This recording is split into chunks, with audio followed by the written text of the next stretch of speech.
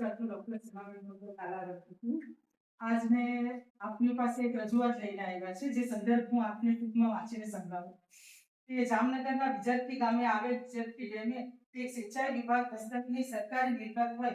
તાજેતરમાં હિન્દ રક્ષક સંઘના ધ્યાનમાં આવ્યું કે વિજરતી ડેમમાં મુખ્ય રોડની અંદરની તરફ અંદાજે 100 થી 150 મીટરની અંતરે ડેમની સરકારી જમીનમાં કેટલાક અજાણ્યા મુસ્લિમ ઇસમો દ્વારા કોઈ પણ પ્રકારની સરકારી મંજૂરી વગર ગેરકાયદેસર બાંધકામ એટલે કે મજાર બનાવી સરકારી મિલકત પર કબજો કરવામાં આવ્યો છે. આ બાંધકામ સંપૂર્ણપણે ગેરકાયદેસર હોય અને ભવિષ્યમાં ત્યાં વધુ અતિક્રમો થવાની ભીતિ હોય. ઉપરાંત ડેમની સુરક્ષા અને જાળવણી માટે પણ આવા અતિક્રમો અવરોધરૂપ બની શકે છે.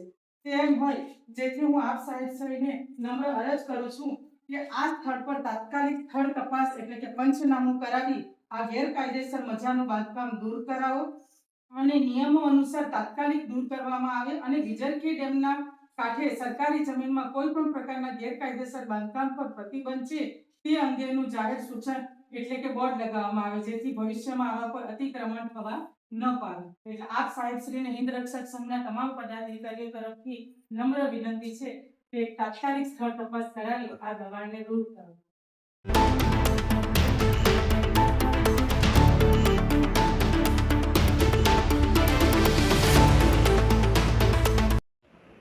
જય શ્રી રામ. હું ડૉક્ટર સીમા પટેલ, હિન્દ રક્ષક સંઘની અધ્યક્ષા.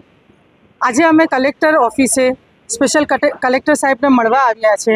અમારો સંદર્ભ આજનો જે જામનગર ખાતે વિજરખી ડેમ આવેલ છે, આ વિજરખી ડેમની અંદર મેઇન રોડથી મુખ્ય રોડથી 100-150 મીટરની અંદરે એક અવૈધ કબજો, જેને કહી શકાય વિધર્મીઓ દ્વારા એક મજારનું નિર્માણ કરવામાં આવ્યું છે.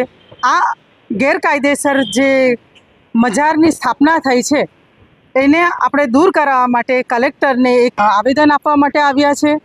વિજરખી ડેમ એ ખેડૂતોના માટે ખૂબ ઉપયોગી છે, પાણી સંરક્ષણ માટે પણ ખૂબ ઉપયોગી છે અને આવા ડેમની અંદર જ્યારે આ ગેરકાયદેસર દબાણ કરાય છે ત્યારે એ દબાણને દૂર કરવા માટે અમે કલેક્ટરને જાણ કરીએ છીએ કે તાત્કાલિક ધોરણે આ સ્થળ તપાસ કરાવી ગેરકાયદેસર મજારનું બાંધકામ દૂર કરે.